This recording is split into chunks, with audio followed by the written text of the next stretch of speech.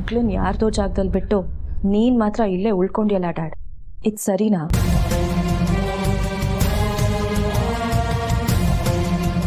ನನ್ನನ್ನು ಕಾಪಾಡೋದಕ್ಕೆ ಅಂತ ನರಸಿಂಹ ಅಲ್ಲಿಗೆ ಬಂದಿದ್ದ.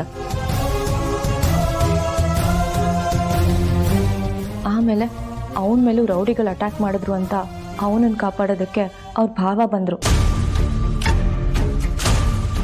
ಇಲ್ಲದೆ ಹೋಗಿದ್ದಿದ್ರೆ ನನ್ನ ಗತಿ ಏನಾಗ್ತಿತ್ತು ಅಂತ ಗೊತ್ತಾ ಡ್ಯಾಡ್? ನಾನು ಅಲ್ಲಿ ಬಂದಿದ್ದಿದ್ರೆ ಅವ್ರ ರೌಡಿ ನಿನ್ಗೆ ಏನು ಬೇಕಾದ್ರೂ ಮಾಡ್ತಿದ್ದ. ಅದಕ್ಕೆ ನಾನು ನರಸಿಂಹನ್ ಕಳಿಸಿದ್ದು.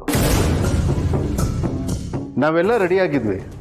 ಅಕಸ್ಮಾತ್ ನಿನ್ಗೆ ಏನಾದರೂ ಹೆಚ್ಚು ಕಡಿಮೆ ಆಗಿದ್ದಿದ್ರೆ ನಾವು ಬಂದು ಅಟ್ಯಾಕ್ ಮಾಡ್ತಿದ್ವಿ ಅಲ್ವೇನ್ರೋ?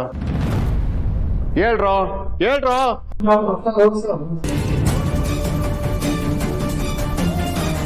ಒಟ್ಟಿನಲ್ಲಿ ನಿನ್ಗೇನು ಆಗದೆ ಸೇಫಾಗಿ ಬಂದ್ಯಾನಮ್ಮ, ಅಷ್ಟು ಸಾಕು ನನಗೆ. ಬಾ ಕೂತ್ಕೋ, ಏನಾದರೂ ತಿಂತ್ಯಾ? ಏನು ಬೇಡ. ಬೇಗ ಅವ್ರನ್ನ ಮನೆಗೆ ಕರ್ಕೊಂಡು ಹೋಗಿ ರೆಸ್ಟ್ ಮಾಡಿಸಿ ಸರ್. ಸಾಧ್ಯ ಆದರೆ ಹಾಸ್ಪಿಟ್ಲಿಗೆ ಕರ್ಕೊಂಡೋಗಿ.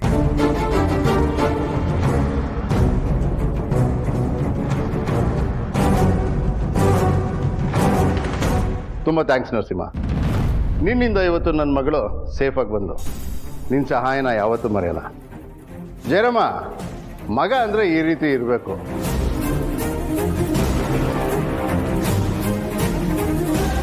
ಹೆಸರು ತಕ್ಕನಂಗೆ ಸಿಂಹ ಸಿಂಹ ಕಣ ನೀನು. ಏಟಾಗಿದೆಯಾ? ಸ್ವಲ್ಪ. ಸರಿ. ಏನಪ್ಪ ನೀನು ನಿನ್ನ ಮಗನ ಬಗ್ಗೆ ಇಷ್ಟು ಹೊಗಳ್ಕೊಂಡು ಮಾತಾಡ್ತಿದ್ರು, ಸುಮ್ಮನೆ ನಿಂತಿದ್ಯಾ? ನಮ್ಮ ಸಾಹೇಬರು ಬಾಯ್ ಬಿಟ್ಟು ಏನೂ ಮಾತಾಡಿಲ್ಲ ಅಂದರೂ ಮನಸ್ಸಲ್ಲಿ ನನಗೆ ಆಶೀರ್ವಾದ ಮಾಡ್ತಿರ್ತಾರೆ. ಅಬ್ಬಬ್ಬಬ್ಬ, ನೀನೆಷ್ಟು ಬೈದ್ರು ಉಗಿದ್ರು ನಿನ್ನನ್ನು ಬಿಟ್ಕೊಡೋದೇ ಇಲ್ಲ ಅಂತಾನಲ್ಲಪ್ಪ ನಿನ್ನ ಮಗ. ನೋಡು ನಿನ್ನ ಮೇಲೆ ಎಷ್ಟು ಪ್ರೀತಿ ಇಟ್ಟಿದ್ದಾನೆ ಅಂತ.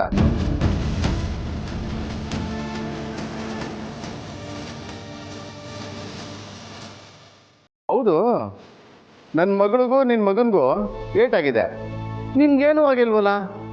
ಯಾಕೆ ಆ ರೌಡಿಗಳು ನಿನ್ನ ಮುಟ್ಟೇ ಇಲ್ವಾ?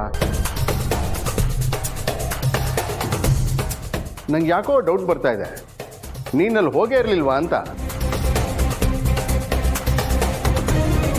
ನೀನೊಬ್ಬ ಮಾತ್ರ ಅಲ್ಲಿಗೆ ಬಂದಿದ್ದ ಅಲ್ವಾ ನರಸಿಂಹ?